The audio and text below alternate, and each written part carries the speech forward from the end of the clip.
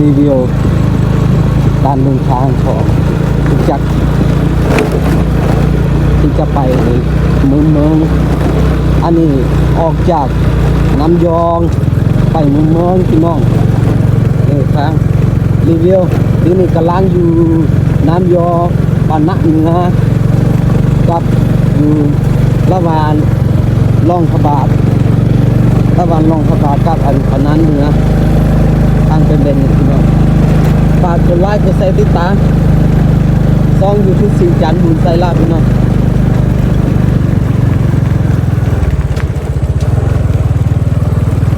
โอ้โหแม่ยากกว่าอากาศมาแดงมีเจียงลงบ้างมีฟ้าฉีอะไรถึงที่แบบ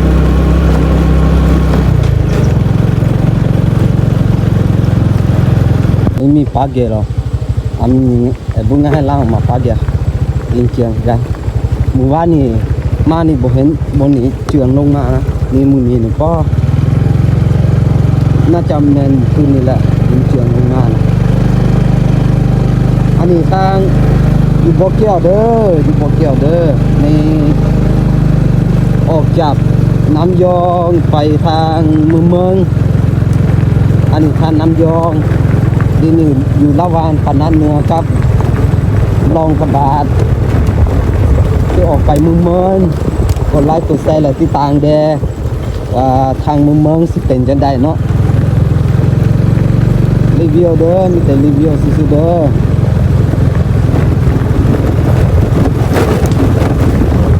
อย่าให้คนพูดว่า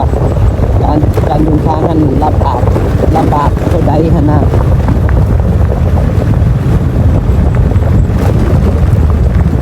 ว่าถ้าผู้ใดที่สิมาฮะนะให้คิดก่อนจะมาฮะนะให้ทุกคนบอกไว้ทางเป็นแบบนี้ฮะนะเดี๋ยวนี้ยังบ่ปานได้เดี๋ยวนี้นะทางดีอยู่เดี๋ยวจากทางพระบาทออกไปทางพระบาทไปเมืองระหว่างทางพระบาทกับเมืองนี่โอ้นักขึ้นแหละหมู่บ้านนี้มานะอยู่แถวนี้บ่ปานได้พี่น้องให้กดไลค์กดแชร์เด้อกดไลค์กดแชร์ออกไปอันนี้ซ่องสิจันทร์บุญไซลาเด้อถ้าผู้ใดที่จะส่งพี่น้องหรือว่าลูกหลานไปเรียนหนังสืออยู่ในซ้ายหั่นน่ะจะไปทางมือเที่ยวก็ตางจะไปส่งเอ็มก็ตางให้เบิ่งทางก่อนนะให้พิจารณาก่อนให้ลูกหลานจะไปหั่นน่ะเพราะว่าส่วนอยู่ทางบ่ดีเด้อคนตกหลายเด้อมือเที่ยวก็โอ้ลำบากแต่ว่าให้จะได้กดยางแล้วให้ผู้ปกครองพิจารณาเองถ้าจะให้ไปหั่นนะอันนี้ให้ท่านเตือนแก่พี่น้องเนาะเดี๋ยวจะเห็นว่าทางเป็นจะได้ให้ทุกคนกดไลค์กดแชร์ที่ผ่านเด้อ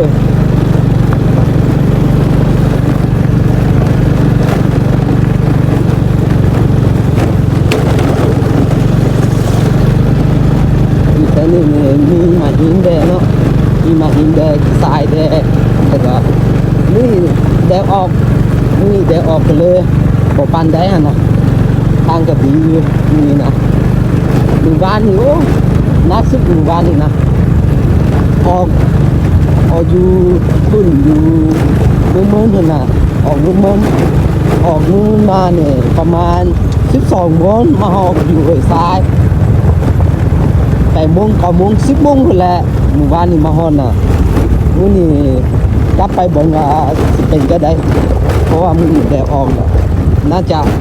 บ่ปานใดแล้วแหละน่าจะดีอยู่มื้อนี้ใส่ภาษาลาวเด้อกับภาษาลาวกับภาษาไทยแดแล้วก็ภาษาลาวฮู้แดเพื่ออยากให้ทุกคนฮู้หั่นน่ะเพราะว่าอันนี้รีวิวให้อันที่จะเดินทางไปเมืองเลยออกจากเมืองไปห้วยทรายหั่นหรือว่าห้วยทรายไปเมืองไปตุ่มเพิ่นหรือว่าเมืองไปห้วยทรายหั่นน่ะให้ทุกคนที่จะออกจากบ้านหั่นน่ะให้เบิ่งคลิปนี้ก่อนหั่นน่ะ ทางเป็นจะได้ฮะนะโอ้ลังบาส่วนนี้นะอยู่แถวนี้เลยอยู่แถวนี้ถือว่าดีแล้วแด้เดี๋ยวไปห้อยญี่ปุ่นเลยโอ้อ่านทุกทางนะเพราะว่าฝนตกหลายคนนะเป็นเรื่องตายคนนะเรื่องตายคนก็เลยเป็นแบบนี้แหละอันนี้แปลนอยู่ทุกปีนะแปลนแต่ว่าอันนี้มันเป็นดินเนี่ยดินก็เลยฝนตกหลายแต่หลายว่าก็เลยจะได้ก็อย่างและหลายเพิ่นฝนตกหลายเพิ่นก็เลยพังแบบนี้ไปเมืองกันนี่อันนี้คือกันเดี๋ยวนี้ก็อยู่ระหว่างอันปัดนั้นเหนือกับน้ำอันร่องพระบาทกองอะไรพี่น้องนี่โอ้น้ำใหญ่ขนาดลงมาแล้วดินเจืองไปมดเอาดินลงไปมดทางนี่ไปไม่ได้เลยทางคุณน่ะทางคุณเป็นทางใหม่ไปหมดแล้วนะมีแต่ทางเก่านี่เป็นทางเก่านี่แหละนี่โอ้แห้งแท้แห้งบ้าฝนตกนี่ก็น้ำนี่โอ้ยังเวลาน้อยวันน้อยยังเวลาใหญ่นี่โอ้ปาดิโตเบิ่งเขาว่าเอาลูกจักรคันน่ะดึงคันเอาได้นี่แต่ว่าอันนี้ที่นี่แต่กี้หนังบ่ใหญ่นะบ่ใหญ่เขานี่แล้วก็เขาเฮ็ดดินเนื้อน่ะอยู่เฮือนนี่ดินเนื้อนี่เขาแปลงทางแล้วก็เฮ็ดครัวดีดักนี่โอ้ดินใหญ่สุดแล้วเมื่อวานนี่เขาอยู่นี่นะ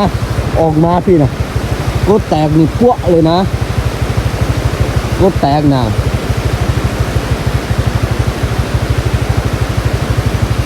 ไปเอาคานไปกินลูกจักกินลูกใหญ่กว่าตานขี่ค่อยๆเด้อพี่น้อง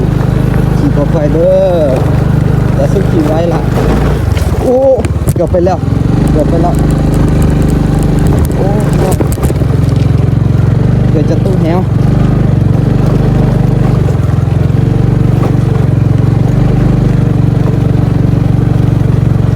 ไปค่อยๆมาค่อยๆเด้อเดี๋ยวนี้นะ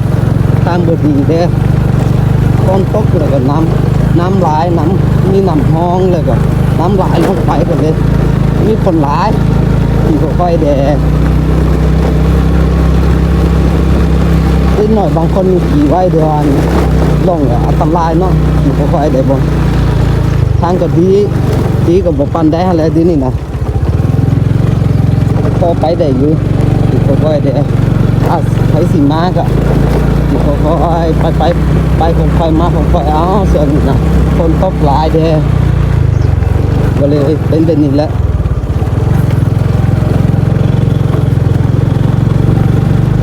เอาขาละจะลอกขาละจุ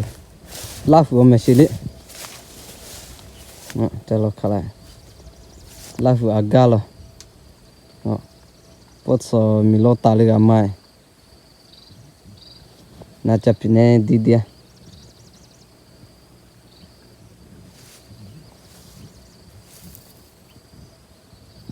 mo se ma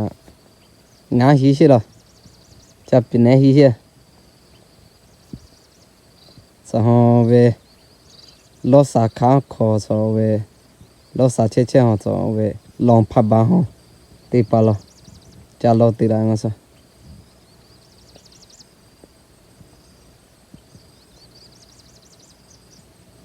Macam itu paling.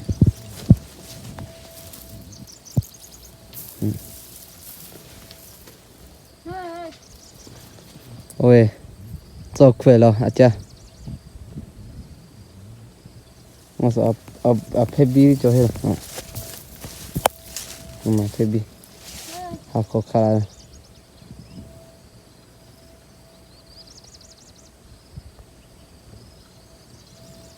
Nga hi siya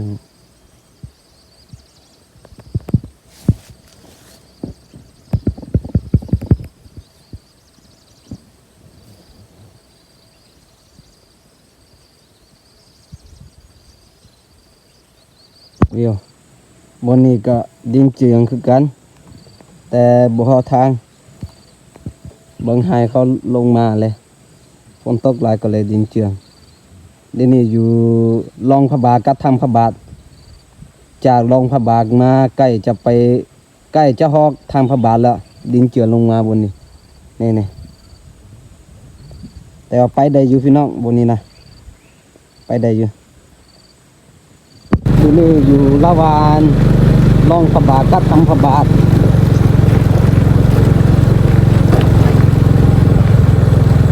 ว่างก็ดินเจือลงมาแต่ว่าบอกทางก็พอไปได้อยู่ลูกใหญ่ก็ไปได้อยู่บนนี้นะลูกยักษ์ก็พอไปได้อยู่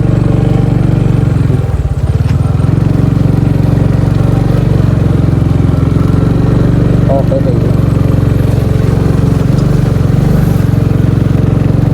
มีเสียงลงมาทางก็ขึ้นลงมานะคนไล่จะเซเดอร์ถ้าคลิปนี้ถ้าคลิปนี้กดไลค์กดแชร์โยซับสไครต์พอ10,000นะจะว่าภาษาลาวหรือว่าภาษาไทยก็ได้หรือว่าภาษานี่แหละไอ้ขี้ว่าแต่ภาษาลาวหรือว่าภาษาไทยก็ได้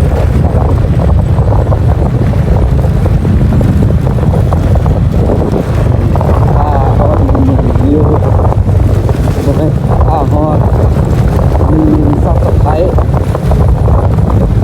ต่อไปซิว่าภาษาลาวแต่พี่น้องซับสไครต์เด้ต่างเด้ถ้าคลิปนี้ก็มึงซับสไครต์ซิว่าภาษาลาวภาษาไทยก็ดีแต่ทุกคนที่ต่างเด้อ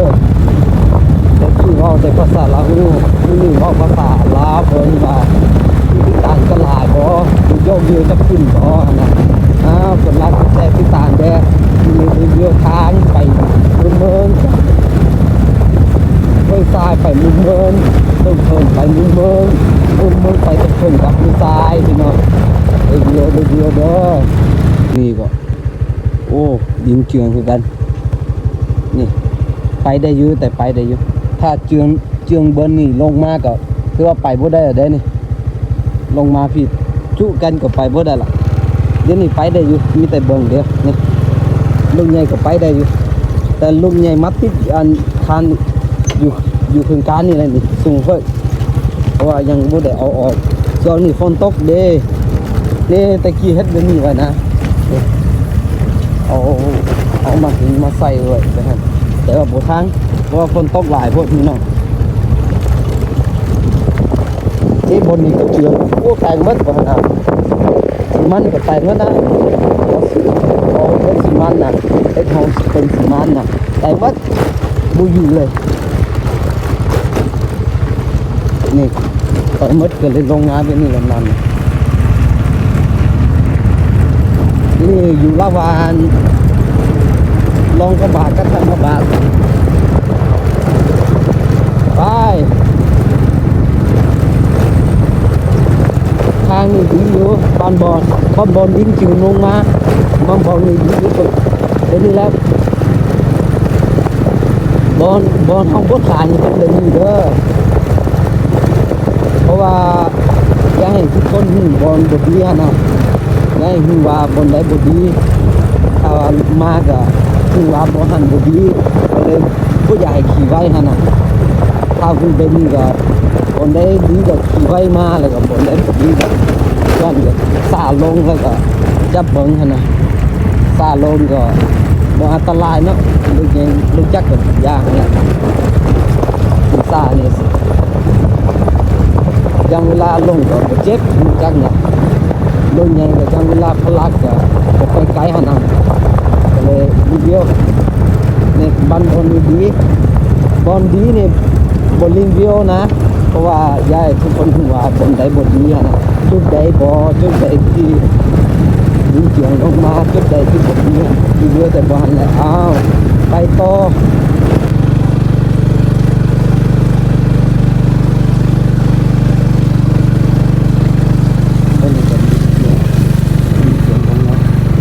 ถ้าเฉียงงดก็ไปผู้ใดหรอกโอ้แม่เจ้า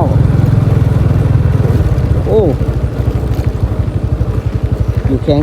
อยู่ทางนี่ดินเจืองเข้าไปบ่อันบ่มีทางหั่นแต่กี้บ่มีทางได้บ่นี้นะตึกแต่ว่าบ่นี้ดินเข้าหมดก็เลยมาผิดอันนี้บอนใกล้จะฮอดทางพระบาท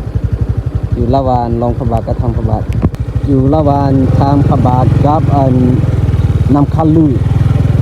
อยู่ระหว่างอันรองพระบาททางพระบาทกับนำคันลือ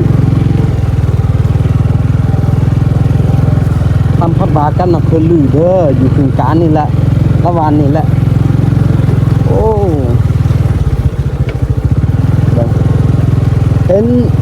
เมื่อกี้เห็นลงดุกอยู่หันสิมาแปลนทางหูโอ้ทางก็ลำบากเด้อแถวนี้ลำบากสุดแล้วหมู่บ้านนี่มาก็โอ้สุดแล้วนะ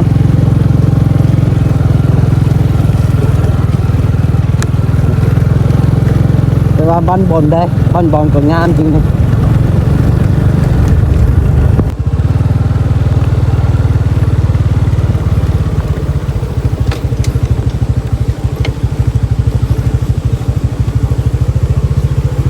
แต่นี่เขาจะมาแต่งนะนี่แต่นี่แต่งนะแต่ว่าที่กองแล้วคนต้มก็จะเรือลังยาก็จะเรือยาเกาะพับบางของตัวละมือไก่ยาเกาะอย่างนี้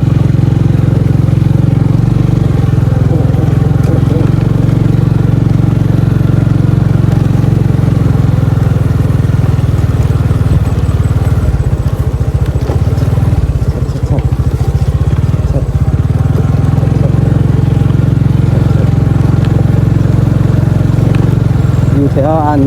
กว่าน้ำยองออกจากกว่าน้ำยองมาปันหน้าไปก็โอ้ทางลำบากขนาดอยู่แถวนี้นะอยู่แถวหันนะทางนี่สุดนะแถวหันก็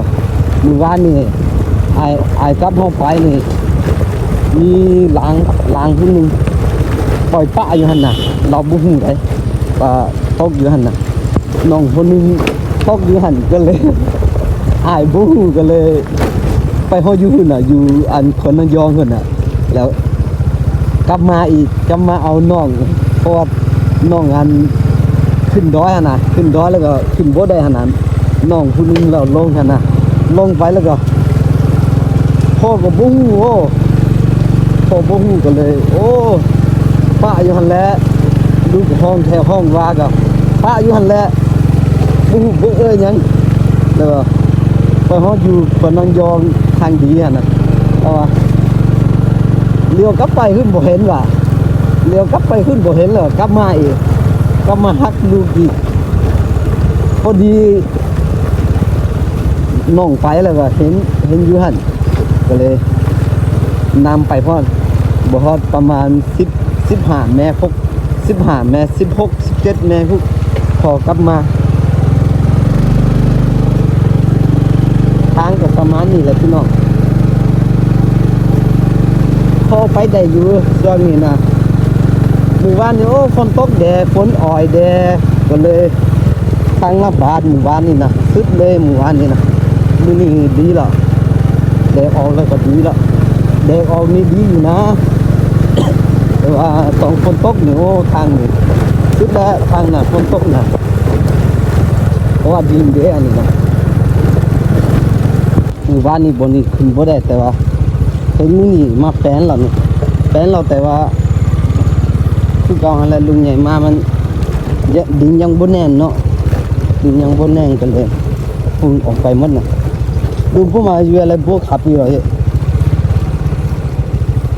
โอ้ต้องมานี่สุดแล้วบนนี้นะไปบ่ได้เด้ต้องมานะเดี๋ยวนี้อ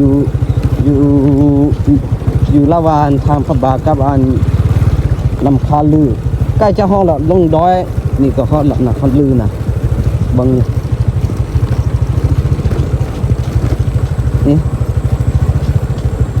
จริงนะมาออกตลอดนะเขาออกตลอดนี่เขามาปะอยู่นี่จริงนะแต่ว่าบ่หมดนะนี่ดินเหนียวนะนี่นะ ดูเหนียวนะนี่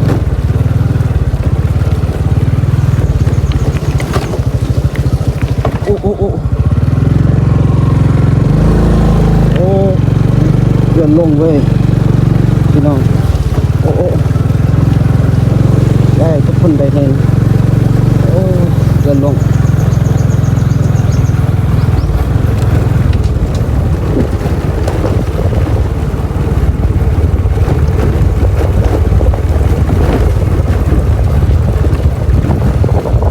แต่หมู่บ้านนี่ขึ้นบ่ได้บ่หันแหละบ่มีกี่ลงมา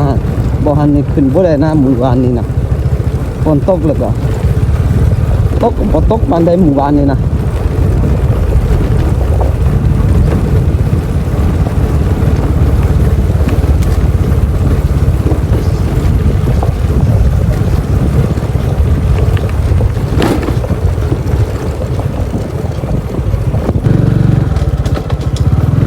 นี่อยู่ลาวาน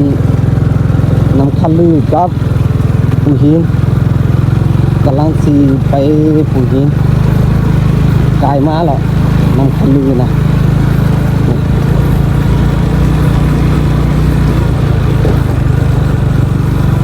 เรื่องดีหรอก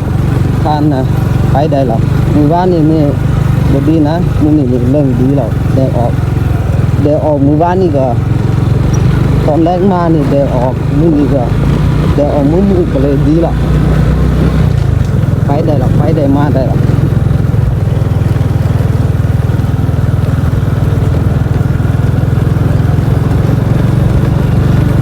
ผู้หินได้ให้ถูกปะล่ะ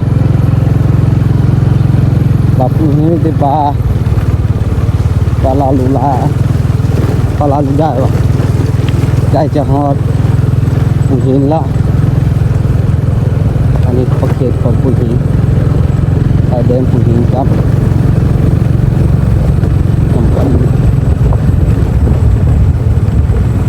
นี่นะผู้หินน้อย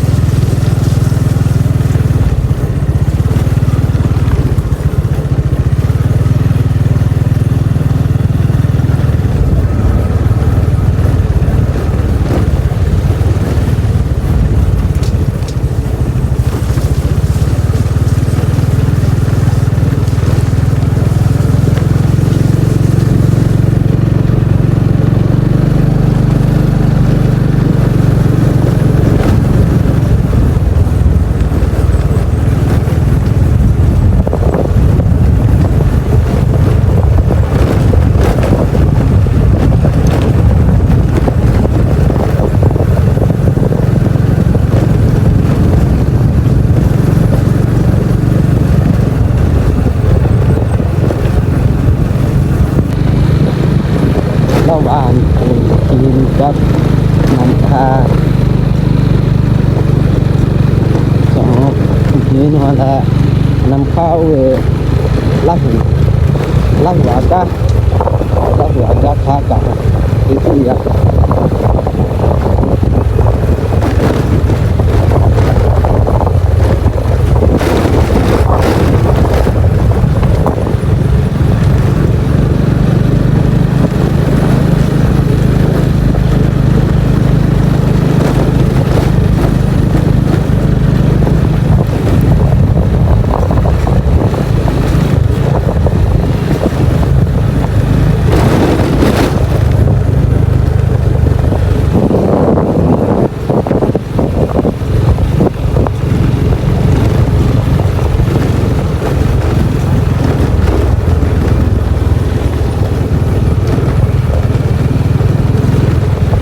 ใกล้จะเดิน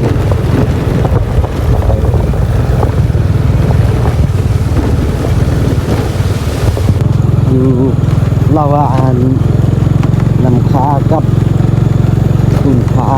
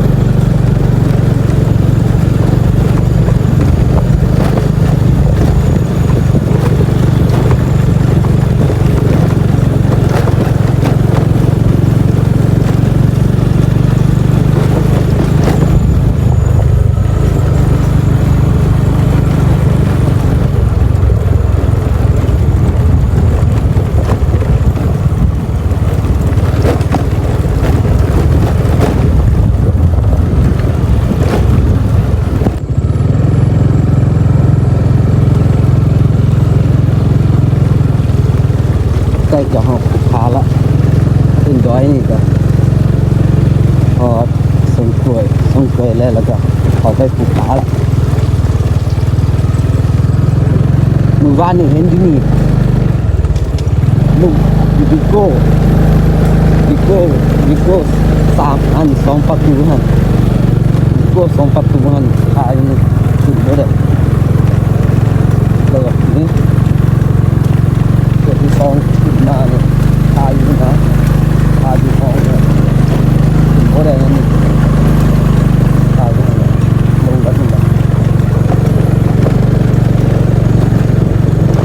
แต่ว่าดีนี่ดีแหละ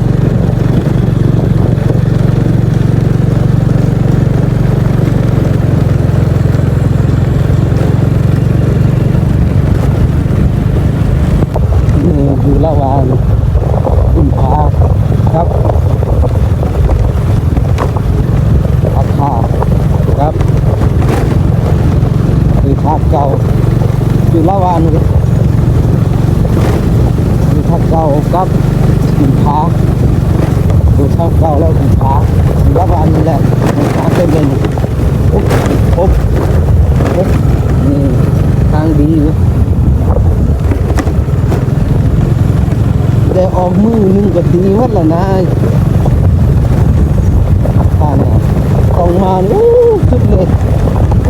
แต่ว่าที่นี่ดีละมันบดตกแบบนี้เรื่องแห้งมัดละนั่นเนี่ยมีบอลขายอะไรได้จะห้องบ้านแล้ว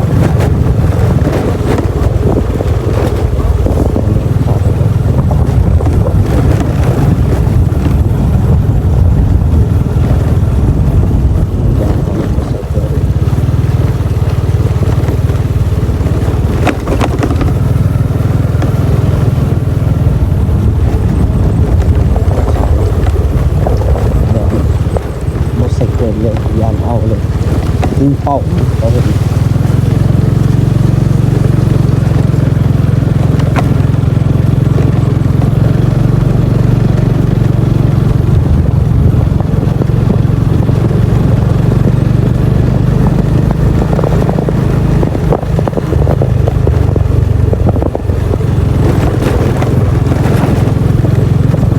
มือวางกับมือเต็มต่างกันที่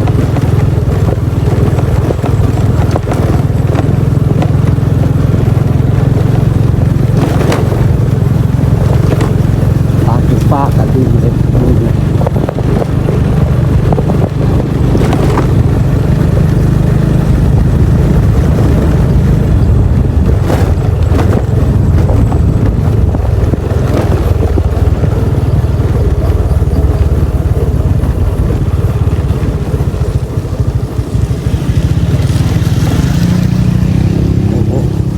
อย่างลงเลยค่อยๆเอาว่านี่เรือนี่นะบนนี่ก็มีน้ำก็ไหลในวันแต่ว่าที่นี่เดี๋ยวออกเลยก็เลยลงไปนั่นแหละใส่ให้ก่อน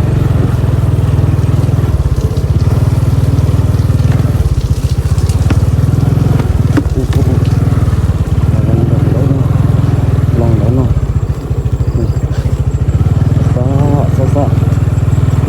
สโล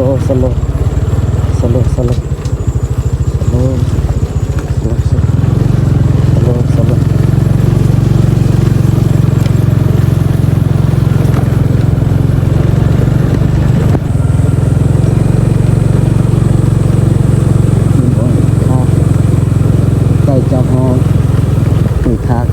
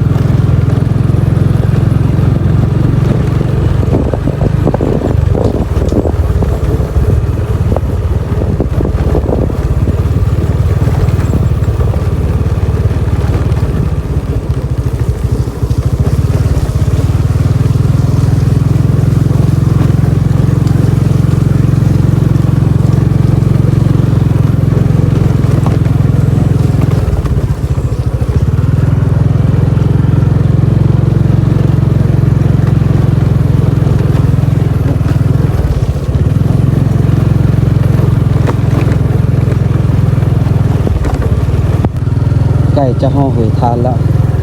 เบิ่งทางโอ๊ย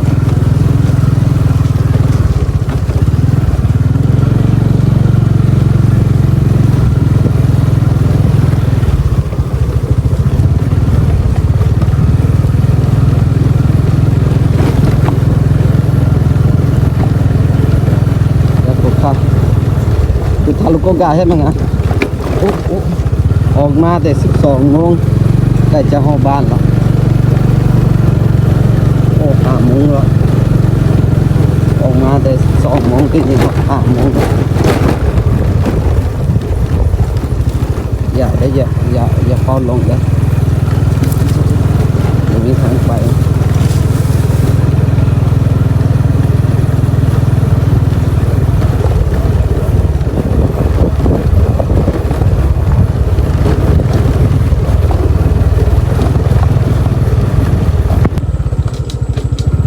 โอ้มีเนินแล้วไปเลย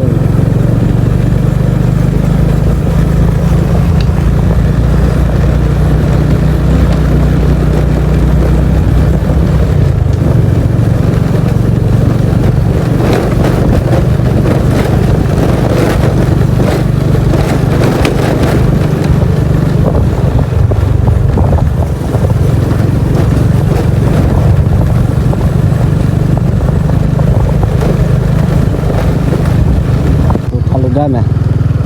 พอเราเดินไปทางถึงแล้วไปทางเข้าบ้านแล้วเข้าบ้านแล้ว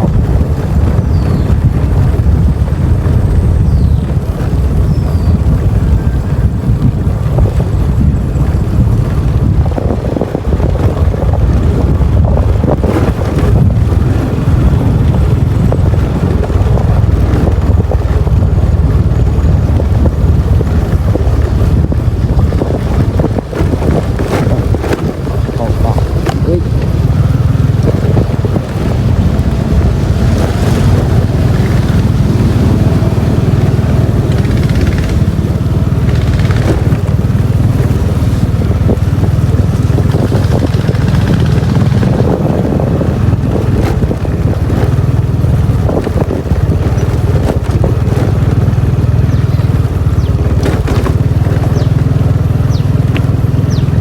เดี๋ยวออกแล้วลงดีละ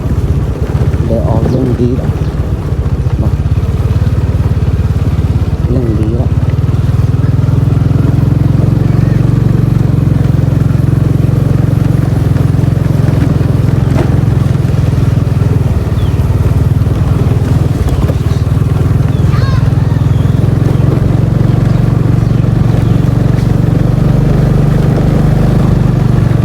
ลงดีเลยนะครับเย้เข้าบ้านแล้วเข้าบ้านแล้วเข้าบ้านแล้ว